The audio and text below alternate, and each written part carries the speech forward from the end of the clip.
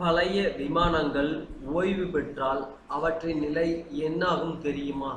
இப்படி கூட பண்ணுவாங்களா? வாங்க இதனை பற்றி இந்த பதிவில் விரிவாக பார்க்கலாம். அதற்கு முன்னாடி நம்ம சேனலை மறக்காம சப்ஸ்கிரைப் பண்ணுங்க.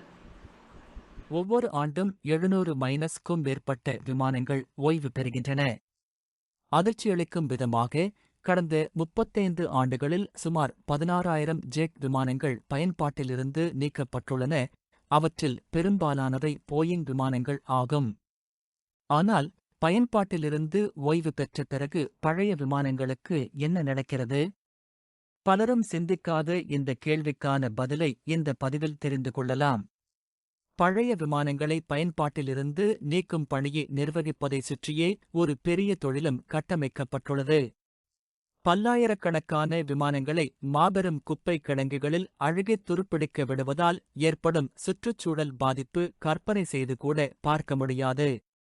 அதிர்ஷ்டவசமாக பழைய போயிங் விமானங்களும் மற்ற விமானங்களும் அந்தந்த விமான நிறுவனங்களால் பயன்பாட்டிலிருந்து நீக்கப்பட்ட பின்னரும் நீண்ட காலத்திற்கு வேறு வழியில் பயனுள்ளதாக இருக்கின்றன.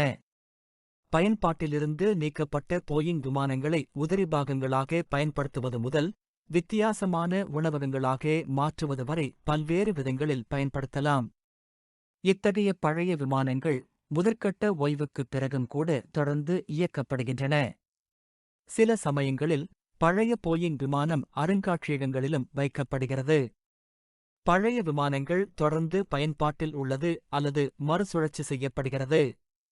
ஒரு விமான நிறுவனம் தனது பயணிகள் விமானம் ஒன்றை சேவையிலிருந்து நீக்கும்போது அந்த விமானம் உடனடியாக கைவிடப்பட்டு அழிக்கப்படுவதில்லை. பல விமானங்கள் சரக்கு விமானங்களாக புதியதொரு வாழ்வைப் பெறுகின்றன. குறிப்பாக போயிங் 777 மற்றும் 767 ரக விமானங்கள் இதற்கு பெரிதும் பயன்படுத்தப்படுகின்றன. பெரிய அளவிலான 747 ரக விமானங்களும் சரக்கு போக்குவரத்தில் பயன்படுத்தப்படுகிறது. இருப்பினும் பயணிகள் பயன்பாட்டிற்கான அதன் வடிவமைப்பில் பக்கவாட்டில் பெரிய கதவுகளை பொருத்துவது போன்ற சில மாற்றங்களை செய்ய வேண்டியிருக்கும்.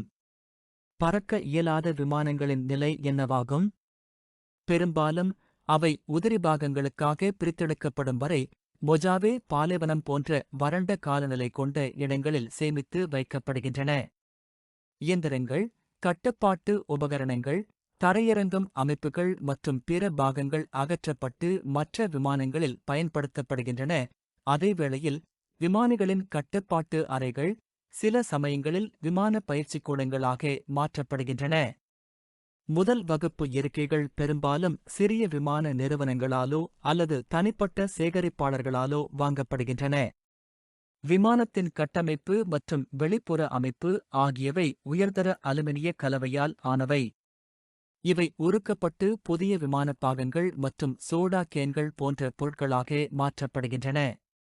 சேவையிலிருந்து நீக்கப்பட்ட ஒரு வழக்கமான விமானத்தின் எடையில் 90% அதிகமானவை மீண்டும் பயன்படுத்தக்கூடியவை அல்லது மறுசுழற்சி செய்யக்கூடியவை என்று மதிப்பிடப்பட்டுள்ளது. இதில் குறிப்பிடத்தக்க விதிவிலக்கு என்னவென்றால், விமானம் சேவையிலிருந்து நீக்கப்பட்ட பிறகும் யாரும் விரும்பாத ஒரு பகுதி உள்ளது. அதுதான் எகானமி வகுப்பு இருக்கைகள்.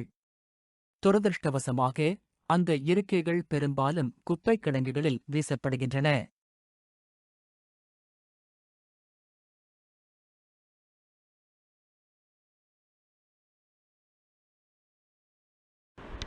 Thanks for watching.